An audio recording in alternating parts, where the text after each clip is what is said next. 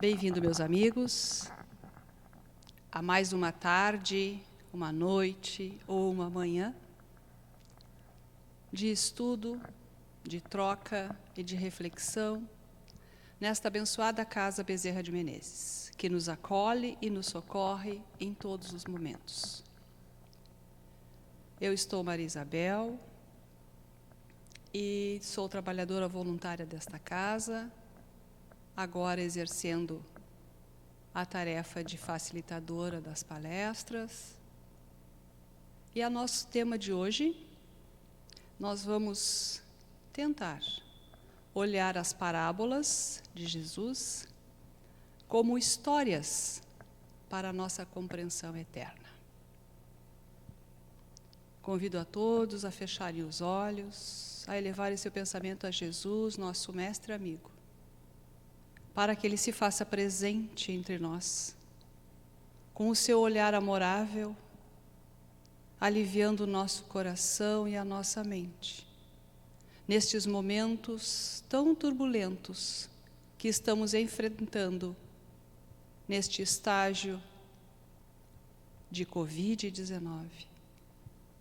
Que nós possamos honrar a vida que pulsa em cada um de nós, agradecendo ao Pai pelo amparo e pelo cuidado, mas fazendo nossa parte, exercendo todos os cuidados com a nossa saúde. Se Deus é misericordioso, bom e justo, Ele sabe o que vai no nosso coração e sabe como deveremos vencer a nós mesmos nesses momentos de dor, de sofrimento e de angústia. Que hoje, enquanto aqui estivermos conversando, que os lares sejam visitados pela esta pleia de espíritos que nos rodeiam, auxiliando-nos a enfrentar as dificuldades da vida. Que todos nós, encarnados e desencarnados neste belo planeta azul, possamos agradecer ao Pai esta dádiva de estar aqui, agora, vencendo a nós mesmos. Que assim seja. Como eu disse, meus amigos, o nosso tema é difícil, muito difícil, porque cada um de nós que estuda as parábolas do Cristo, temos um entendimento. E hoje, nós temos uma profusão de literatura sobre as parábolas, sobre a interpretação e as traduções que foram efetivadas, assim como temos irmãos do caminho que nos presentearam, tal qual o Dr. Sérgio Lopes, que nos traz no livro Código do Monte uma relação entre as parábolas do Cristo e os sentimentos que cada um precisamos exercitar. Fica a recomendação deste livro. Também o Dr. Frederico Kremer, que nos traz um livro sobre Jesus de Nazaré, um olhar sobre as parábolas, que é muito interessante, tem muita informação histórica. Também fica a dica para quem quiser se aprofundar. Pois então, o tema é interessante e nos permite entender o quanto ainda estamos longe da prática dos ensinamentos de Jesus, o Cristo. Falar de parábolas é olhar para o amor que Jesus veio nos ensinar, especialmente o amor de Deus, nosso Criador, que distribuiu para todos nós espíritos eternos em estágio evolutivo no planeta Terra. A palavra parábola vem do grego parabolé, significando pôr ao lado de, com o sentido de comparar, técnica que ilustra uma verdade ou um ensinamento. Se compararmos as parábolas com as fábulas, as histórias que são repetidas há milênios, onde os bichos falam e sempre tem uma moral por trás, ou os contos de fada, que é outra maneira de passar conhecimentos e ensinar a olhar a nossa psique, entenderemos que aquela fábula ou aquele conto de fada tem sempre um sentido, uma moral que está ali contida e escondida. Para os estudiosos e pesquisadores do Novo Testamento, há entre 55 a 75 parábolas, e para outros apenas 30, dependendo de como alinham os ensinamentos ou discursos que as contemplam em grupo, sozinhas ou fundidas umas nas outras. O importante é que, modernamente, temos inúmeras pesquisas, estudos acerca dos ensinamentos de Jesus, com vários desdobramentos, e que nos convoca a reflexionar o quanto estamos carentes de compreensão dos ensinos amorosos que Jesus nos presenteou. A parábola é uma história curta com moral definida. Em resposta à questão 627 do Livro dos Espíritos, afirmam os nossos irmãos maiores que Jesus empregava a miúde na sua linguagem alegorias e parábolas porque falava de conformidade com os tempos e com os lugares. Lembrem-se que cada história que nós precisamos examinar, que cada fala que Jesus fez no seu percurso de 3 anos pregando, ele passou por vários lugares numa época onde os costumes eram muito simples, as pessoas eram muito modestas e ele sempre se dirigia àqueles que não eram considerados, porque nós estávamos num período muito difícil da humanidade. Precisamos contextualizar a época histórica em que foram proferidas. Estávamos numa época de dominação romana, e onde eram adorados deuses, com medidas, ritos e rituais bem definidos para cada necessidade. Os deuses necessitavam ser atendidos para aplacar a dor ou o sofrimento que se abatia sobre a casta romana.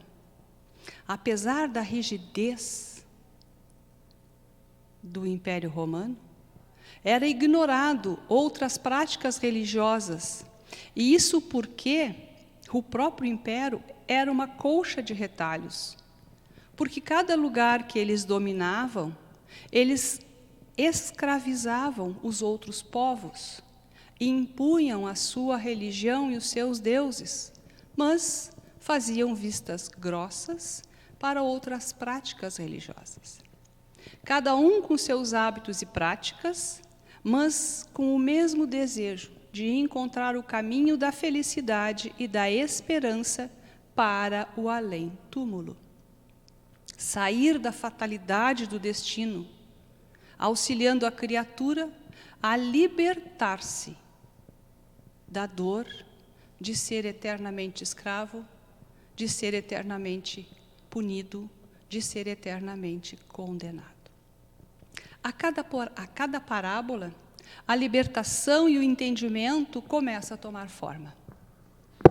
Os ensinamentos ofertados por Jesus encontram acolhimento no pensamento e no coração dos simples, humildes e do povo em geral, porque Jesus detinha um magnetismo cativante e um encanto inexplicável.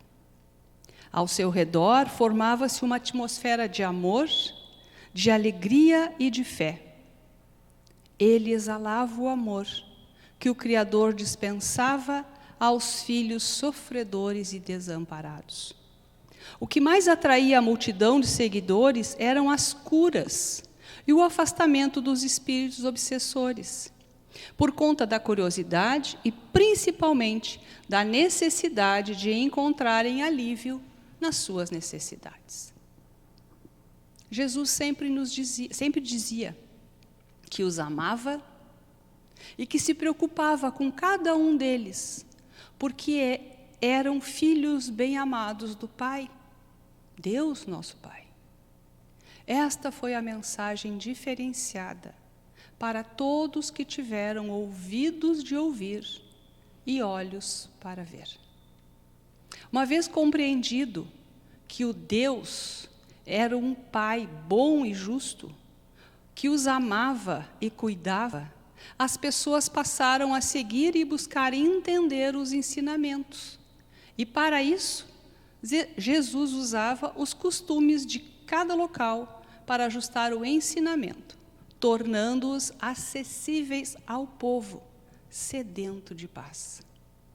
De todos os ensinamentos ofertados por Jesus, o Sermão da Montanha é o mais completo tratado de vida espiritual e uma fórmula para o espírito imortal. Muitos livros e muitos estudos têm buscado expandir e entender o que ali está contido, ainda sem a nossa total compreensão. O Sermão da Montanha é um convite à inteligência e à razão. A fé ensinada por Jesus transcende a emoção e ao sentimento, colocando a razão como forma de reflexão ao ser humano.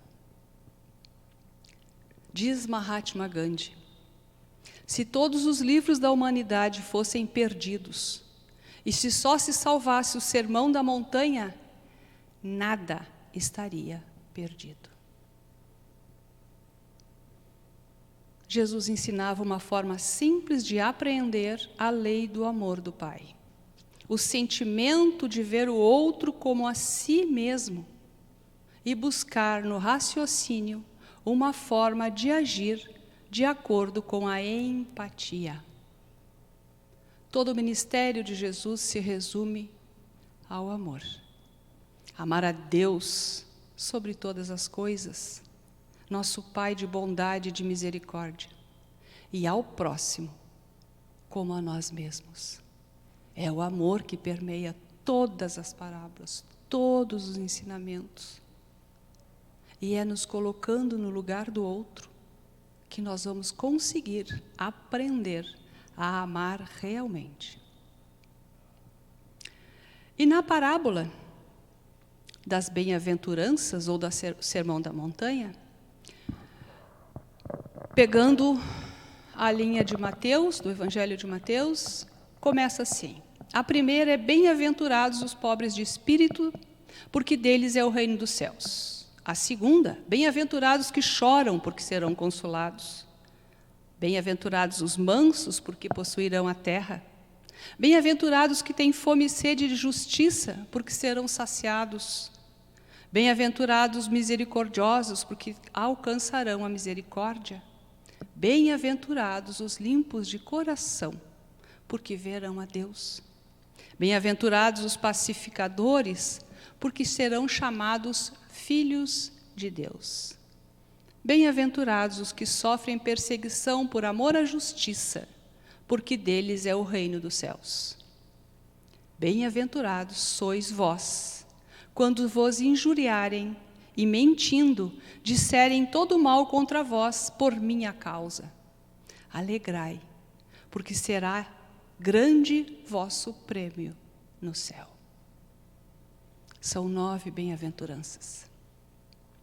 Para Frederico Kremer, no livro Jesus de Nazaré, uma narrativa da vida e das parábolas, da editora FEB, as 7 primeiras bem-aventuranças estão relacionadas à individualidade das criaturas e podemos interpretá-las simbolicamente como uma escada ascensional, onde cada uma delas corresponde a um degrau, como o itinerário cristão para alcançar a beatitude ou a fruição de estarmos com o Pai, tal como alinhado por Santo Agostinho no século V, antes de Cristo. O primeiro degrau simboliza a conscientização da nossa pobreza espiritual. Bem-aventurados os pobres de espírito, porque deles é o reino dos céus. Não temos as virtudes e os dons espirituais. Somos mendigos espirituais. E é desta conscientização que, uma vez cientes, partimos para o desenvolvimento espiritual. é o começo da ação. É a consciência de quem somos e de onde estamos. O segundo degrau é o esforço que a criatura tem que realizar na busca da espiritualização. Esforço. Eu começo o caminho e eu tenho que me esforçar para manter no caminho. E o choro nesta caminhada é o esforço da renovação. Todos nós que começamos uma caminhada de mudança e renovação sabemos o quanto é árdua esta tarefa. O terceiro degrau corresponde ao domínio das nossas emoções, a busca pelo equilíbrio emocional que está relacionado com a paciência, a obediência e a resignação. Precisamos desenvolver o hábito da oração, da gratidão, da meditação, do agradecimento, da alegria, como nos ensinou Paulo de Tarso, se quisermos seguir o caminho espiritual. O quarto degrau é alcançado por quem consegue se ajustar às leis de Deus, às leis morais, eternas e imutáveis. O quinto é a necessidade de sermos misericordiosos, utilizando-nos da indulgência, da caridade e do amor. O sexto é quando o coração já se encontra purificado pelo amor, já compreendeu que o coração é a sede da nossa consciência imortal. O sétimo degrau é alcançado quando a criatura se torna uma fonte irradiadora da paz. Nesta condição, torna-se filho de Deus. No oitavo degrau, chegamos a uma plataforma para subir, no mesmo processo dos 7 anteriores, quando evidenciamos mais uma vez nossa pobreza de espírito, do primeiro ao 7º degrau, repetindo-os até a perfeição. À medida que evoluirmos, a altura dos degraus aumenta. Então, nós vamos nos tornando melhores a cada estágio desta subida do monte.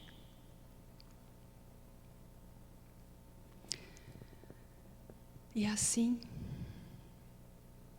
as 2 últimas bem-aventuranças estão relacionadas às perseguições do mundo aos que testemunharem a mensagem cristã. Quantos e quantos profetas, seguidores do Cristo, crentes, foram massacrados, queimados, injuriados. E hoje, que nós não temos mais as fogueiras e os presídios pela fé, temos a insanidade moral. Levamos fama, levamos injúrias, mas é na moral que nos afeta. E após essa linda e eterna revelação do Sermão da Montanha, Jesus nos demonstra todo o amor e toda a possibilidade concedida a todos nós pelo Criador, pelo Pai amorável, por aquele que nos espera de braços abertos do retorno da sua casa, cheios de experiências, de cicatrizes, mas erguidos pelo amor e pela fé.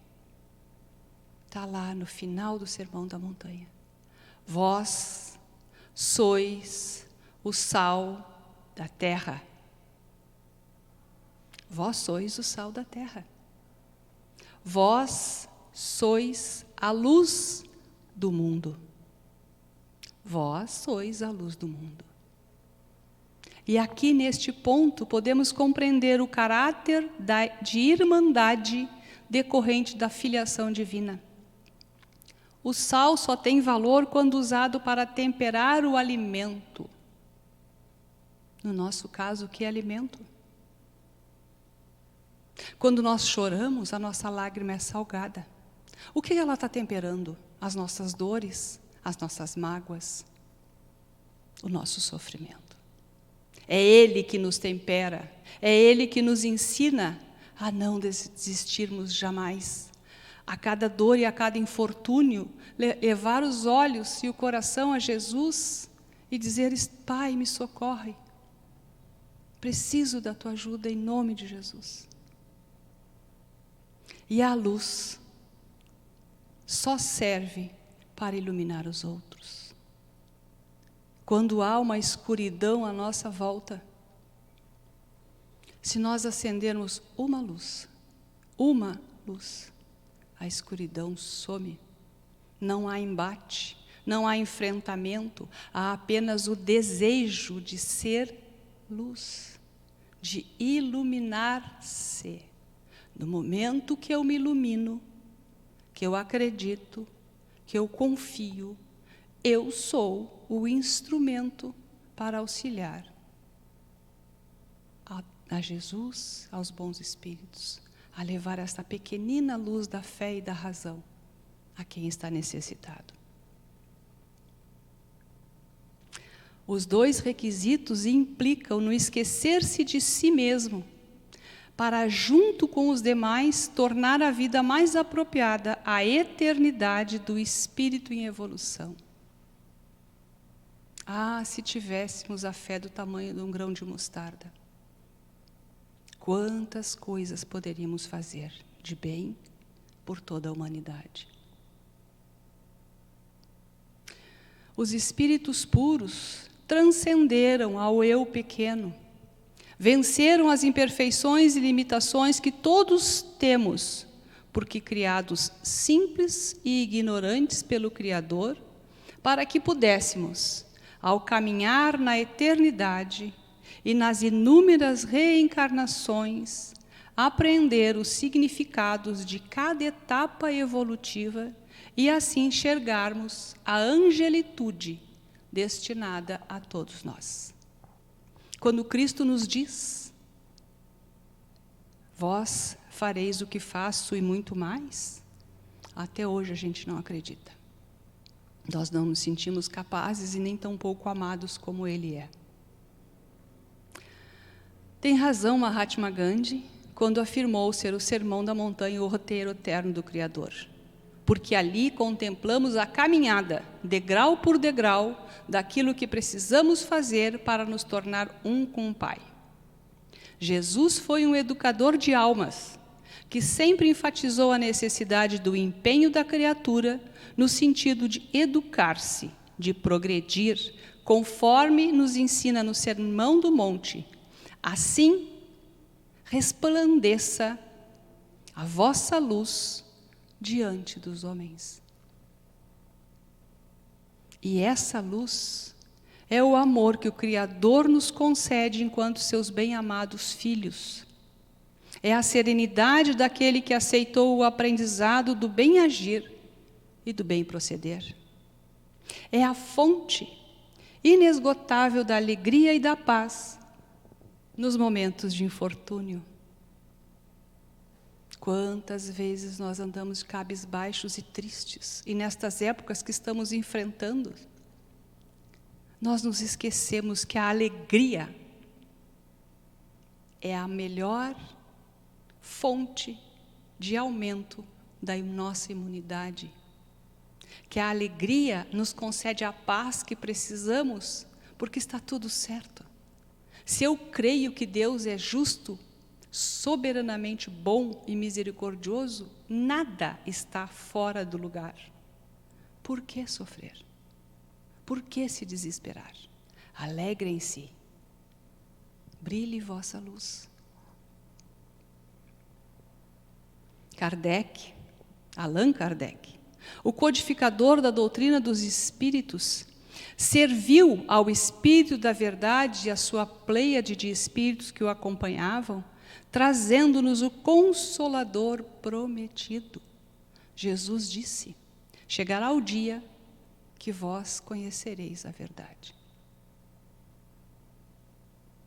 Explicando e demonstrando as chaves da compreensão em muitas parábolas do Cristo, especialmente o ajuste moral necessário ao espírito que deseja caminhar seguro rumo ao Criador.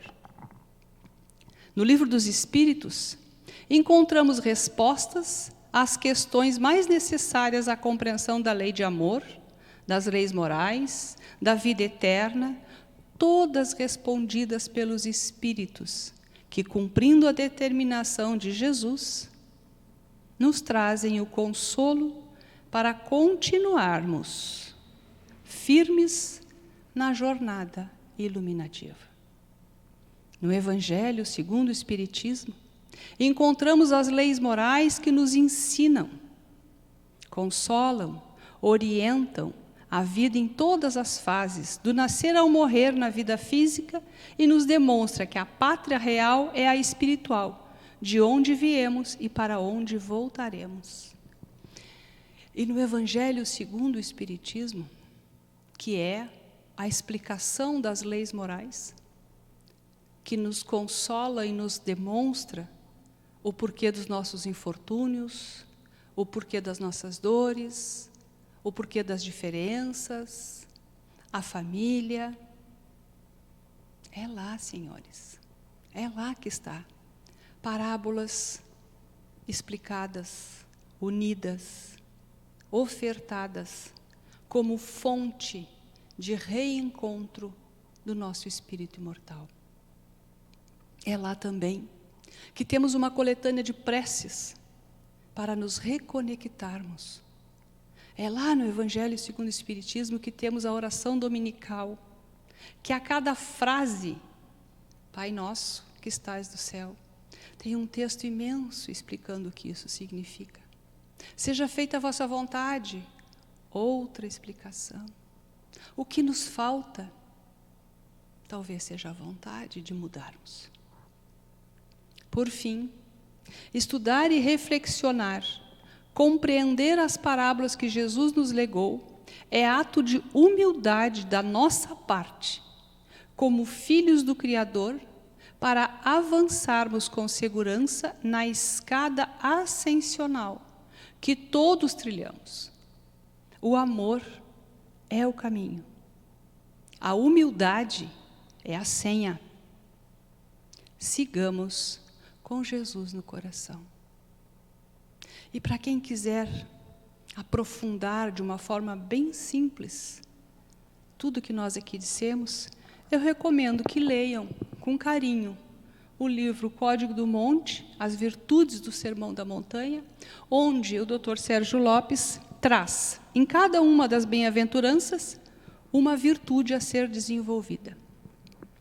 Nos pobres de espírito, a virtude é a humildade. Nos aflitos, a virtude é a resignação. Nos mansos, é a mansuetude. Nos que têm fome e sede, é a fé e a razão. Aos misericordiosos, é o hábito urgente de perdoar. Os limpos de coração, é a espontaneidade que a pureza de olhar a todos como um irmão concede. A simplicidade. Nos pacificadores, ele nos traz o altruísmo. Para que eu seja paz, eu tenho que aceitar o outro como ele é. Eu tenho que me doar ao outro sem nada esperar. Nos perseguidos por causa da justiça, nós temos a caridade. Então, meus amigos, nestes 2 livros que eu os trouxe para vocês, como referência, nós temos um começo de estudo. Um começo de estudo de entender o que a doutrina, através do nosso codificador Allan Kardec, a doutrina dos Espíritos, veio nos ofertar, através da permissão de Jesus, o Mestre Nazareno, nosso irmão e guia, modelo de virtude a ser seguido, nos ofertou há 2020 anos atrás. E ainda hoje, muitos de nós, espíritas, não paramos para ler cada parábola. O convite está feito. Leiam, estudem, Coloquem o coração e a mente unidos e deixem aquelas palavras ressoar nos seus ouvidos, e encontrar amparo no seu coração e formar o pensamento reto. Com certeza, sairemos muito melhores do que quando aqui chegamos. E bem finalizado, Emmanuel nos diz: Jesus não é uma personalidade a ser adorada, é a verdade a ser vivida. Muito obrigada. E neste momento, profundamente gratos a essa equipe espiritual que conosco esteve, nós agradecemos ao Criador por já estarmos no caminho de conhecer a nós mesmos como filhos divinos, cheios de imperfeições, de limitações, mas trabalhando em nós o amor que salva e a caridade que cura, que a paz, a doce paz que envolve a todos nós neste momento, possa ressoar em nossos lares, em nossas casas, em nossos prédios, por todo o município, por todo o estado, por todo o país, por todos os países, envolvendo a Terra, este belo planeta, nesta oração de agradecimento ao Criador, para que ilumine com os seus anjos sagrados, os espíritos crísticos, possam trazer alento, paz, tranquilidade a todo o coração aflito, e que possamos juntos vencermos todas as dificuldades, porque Deus é o nosso Pai amoroso e cuida de nós como sempre cuidou. Que assim seja.